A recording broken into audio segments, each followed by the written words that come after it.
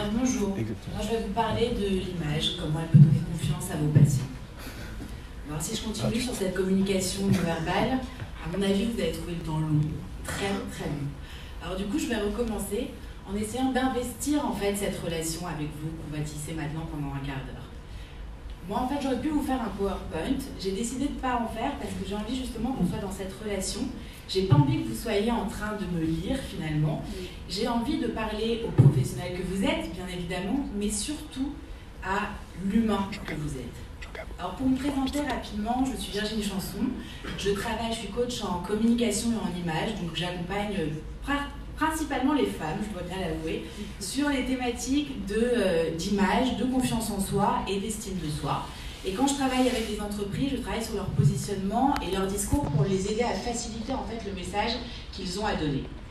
Alors, en fait, si je suis là aujourd'hui, c'est parce que justement, un peu, c'est ce qu'on se disait avec Frédéric et puis avec Vianney, c'est que vous êtes vraiment hyper bien formés, bien évidemment, sur le fond, mais vous êtes peut-être moins bien accompagnés sur la forme. Et je sais que vous avez des horaires très chargés, vous êtes souvent dans des situations de stress, vous avez des compétences qui sont extrêmement techniques, mais du coup on a un petit peu, par moment, tendance à oublier cette forme, justement tout ce qui est non-verbal. Donc je ne vais pas vous parler aujourd'hui de votre tenue, de votre sujet, on ne va pas passer 15 minutes sur vos vêtements, mais j'aimerais justement vous sensibiliser à l'impact que la communication non-verbale peut avoir sur votre relation avec vos patients. À quel point en fait cette image, elle peut vous servir comme vous desservir. Alors, l'idée, c'est d'éveiller un peu votre conscience sur ce sujet, mais avant tout, en fait, dans ce titre, il y a comment votre image donne confiance à vos patients. Avant, justement, le mot image et le mot confiance, il y a vous, et il y a votre patient. Et moi, j'aimerais qu'on revienne 2 secondes, en fait, sur cette relation, qui est en fait hyper importante, parce que comme toute relation, avant de pouvoir mettre une image ou de donner confiance, il faut reconnaître en fait que la relation existe. Donc il y a vous, le médecin, le chirurgien. Alors vous êtes le sachant, vous êtes l'expert, vous avez la connaissance, vous avez une vue d'ensemble sur le parcours de soins que vous allez apporter à votre patient. Vous avez des contraintes qui sont clairement différentes de celles de vos patients. Et j'ai lu la déclaration, j'ai voulu un peu savoir à qui je m'adressais, et j'ai lu par exemple la déclaration de Genève, et il y a une phrase qui m'a interpellée, c'est « Je considérerai la santé et le bien-être de mon patient comme ma priorité ». Et en fait, cette considération, elle prend naissance dans l'image que vous allez véhiculer et dans le niveau auquel vous allez décider de placer cette relation, la vôtre, avec votre patient. En fait, vous êtes le tampon entre le patient et le traitement. Donc c'est une position qui n'est pas forcément facile, je vous le concède, mais c'est vraiment cette réalité-là. Vous êtes un angle d'approche. Vous êtes en tant que chirurgien, peut-être, c'est ce qu'on m'a dit, peut-être plus focus sur le pendant, ce moment de votre expertise au bloc. Et sans vous en rendre compte, vous avez peut-être tendance à désinvestir un petit peu cet avant et cet après avec le patient. Or, c'est un moment qui est primordial pour votre patient, parce que ce soit l'avant, le pendant ou l'après, pour lui, c'est 3 situations qu'il vit vraiment. Alors justement, parlons de ce patient. Ce patient, il n'a pas votre connaissance. Ce patient, il n'a pas votre savoir. Et en fait, comme il est dans une zone d'inconfort, dans de l'inconnu, il y a de grandes chances que ça réveille justement des peurs, en fait, finalement. Et en fait, s'ils sont là, c'est qu'ils vont souffrir physiquement, bien évidemment, sinon ils ne seraient pas en face de vous. Mais ce qu'on oublie aussi, c'est qu'ils vont souffrir psychologiquement aussi, parce qu'on sait que les douleurs ont un impact sur la psychologie de la personne. Donc vous êtes face à des personnes qui sont dans des fragilités émotionnelles. Et en fait, le patient, rien que pour ça, il est beaucoup plus attentif au démarrage de la relation que vous. Et c'est bien normal. Et en fait, votre patient, il va être vraiment attentif à la forme. Il va être attentif à votre bonjour. Il va être attentif à votre poignée de main. Moi, en tant que patiente, je me rends compte que c'est très rare qu'un médecin m'ait regardé dans les yeux en me disant bonjour. Parce qu'en fait, vous êtes déjà dans l'après, d'accueillir le... Mais en fait, déjà, d'investir la relation et de la mettre en confiance, ça commence par ce regard et ça commence par ce bonjour. Donc, il a besoin d'échange, ce patient. Il a besoin d'être rassuré. Il a besoin, en fait, d'être compris et surtout d'être traité comme un humain dans sa globalité et pas comme une zone à réparer, comme une partie à guérir. Donc, disais, cette histoire d'avant, d'après et surtout de pendant, elle est très importante, mais ce qui est intéressant, c'est de voir à quel point, finalement, en tant que patient, on personnifie notre relation avec vous. Quand on parle de vous, à notre entourage, on dit rarement « le traitement est génial ». Non, on dit en fait « mon médecin c'est un dieu, il m'a guéri, il a réussi un truc extraordinaire ». Donc en fait, souvent, on personnifie notre parcours de soins. Et je trouvais que c'était intéressant de le rappeler dans cette notion d'image, parce que ça prouve bien que s'ils personnifient leur parcours de soins, ça montre à quel point votre image à vous, elle est vraiment impactante et qu'il y a une vraie relation que vous pouvez insuffler. Alors, justement, vous êtes le garant de cette relation. Et je suppose que vous avez déjà tous pris l'avion et que vous avez déjà été dans un avion où il y a des zones de turbulence, en fait. Et bien, permettez-moi de mettre cette image pour imager cette relation. C'est qu'en fait, vous êtes des hôtesses de l'air. Ça veut dire que quand il y a des turbulences dans un avion, si votre hôtesse de l'air, elle panique, elle commence à perdre le contact avec vous, qu'elle commence à avoir une émotion sur son visage qui la ferme, vous allez absolument tous paniquer. Par contre, si votre hôtesse de l'air, elle reste droite, elle vous regarde, elle sourit, elle vous propose même un petit café, là, vous êtes bien et tout va bien. Bah vous, c'est exactement pareil avec vos patients. Vous êtes les hôtesses de l'air de vos patients. Pourquoi?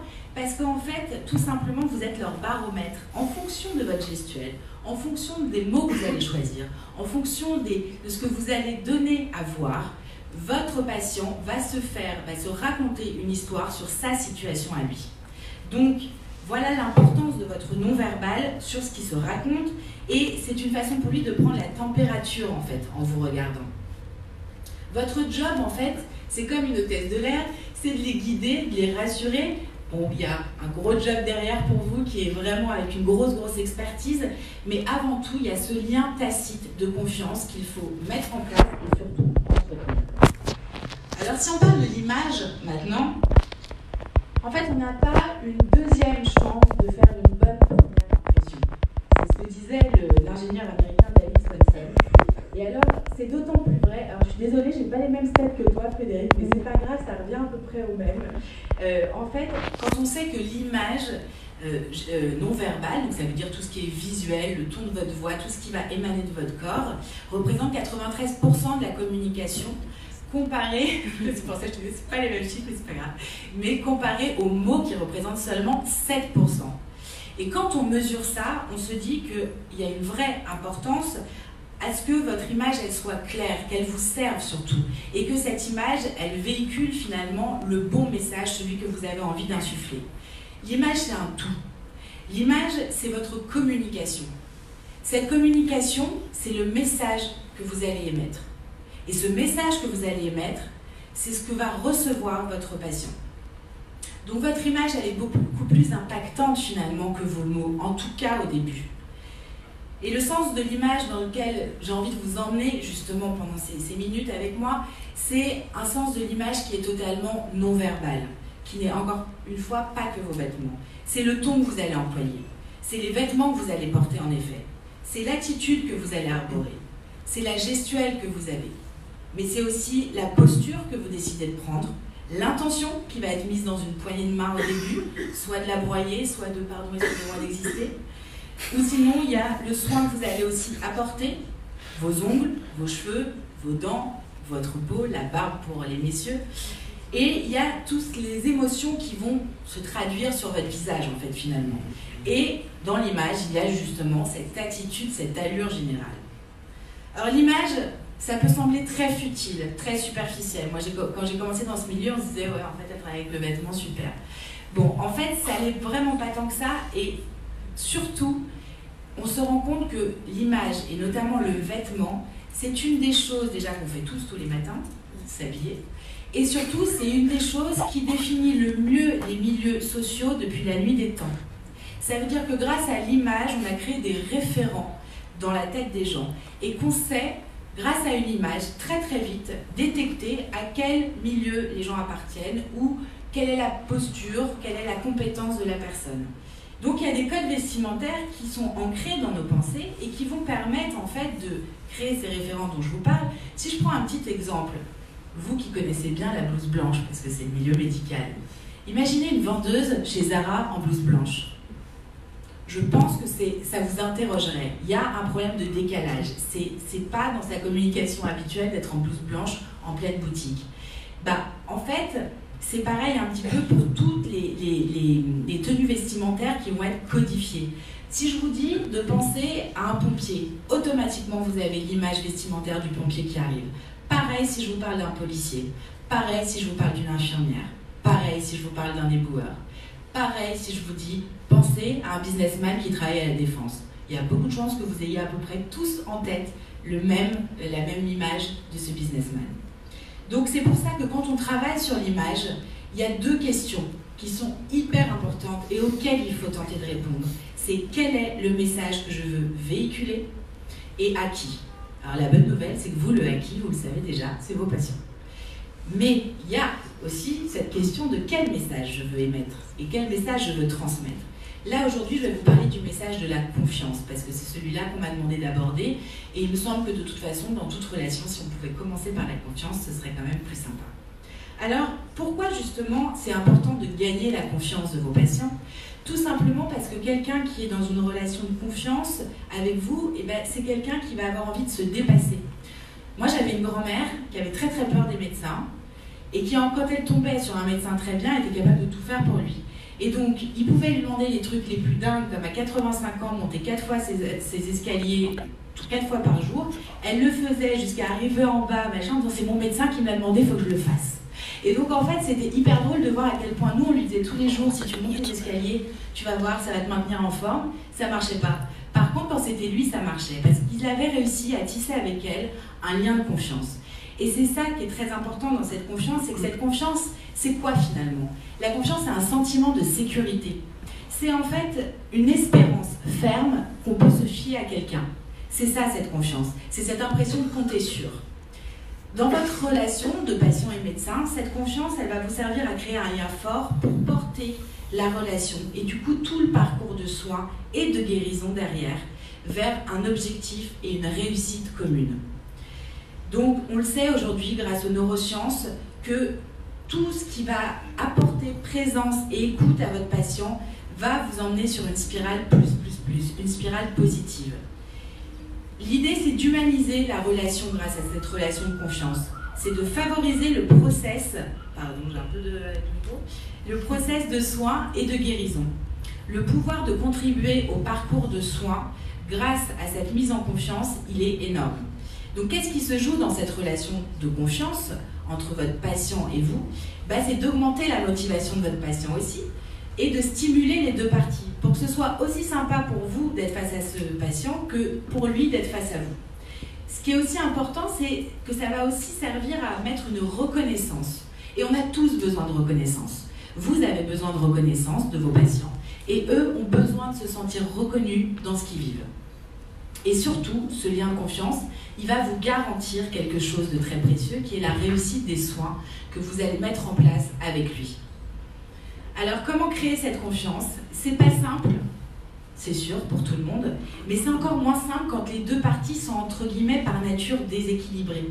Comme je vous le disais au début, médecin-patient, il y a une relation non pas de dominé-dominant, non pas de rapport de force, mais de sachant et de demandeur de solutions.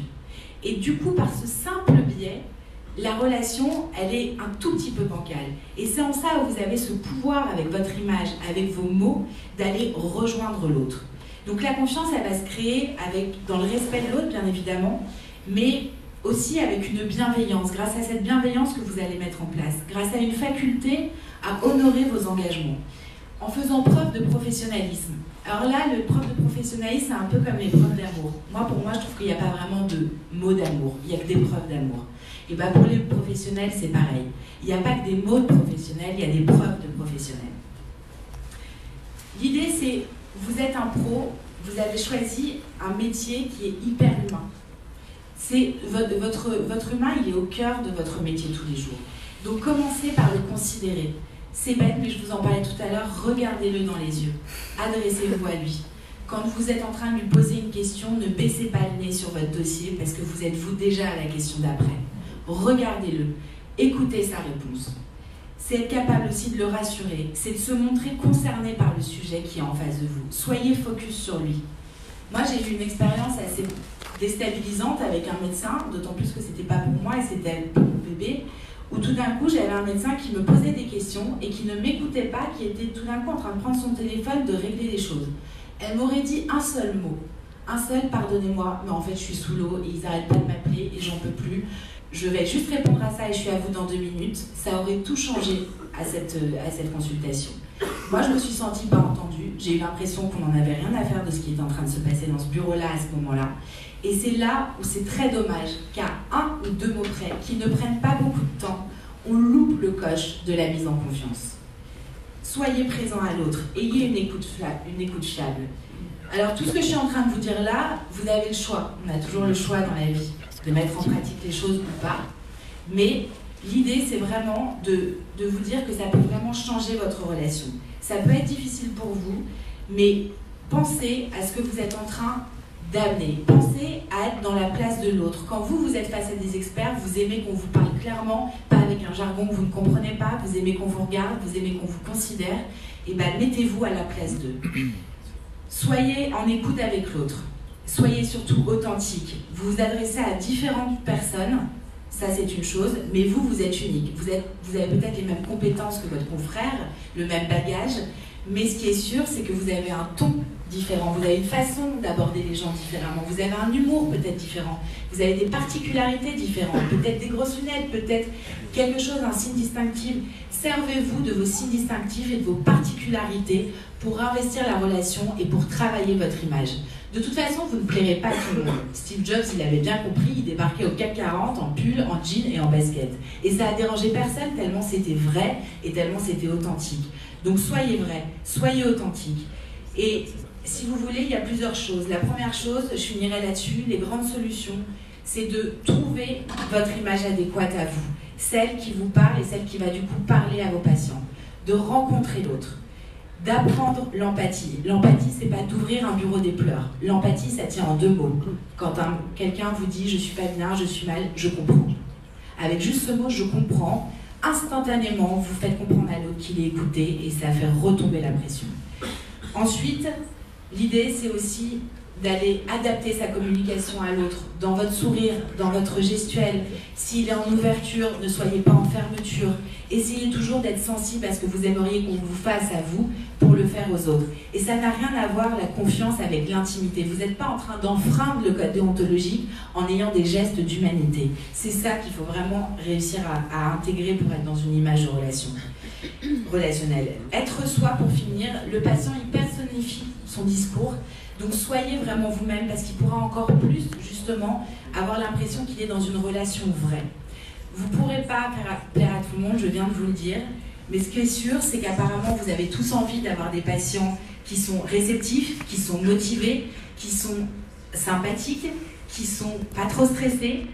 Alors j'ai envie de vous inviter à vous souvenir de cette belle phrase que Gandhi nous a donnée, c'est « Soyez le changement que vous voulez voir en ce monde ». Si vous voulez ce type de patient, soyez ce genre de médecin et de chirurgien en face.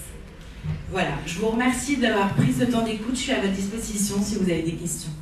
Merci.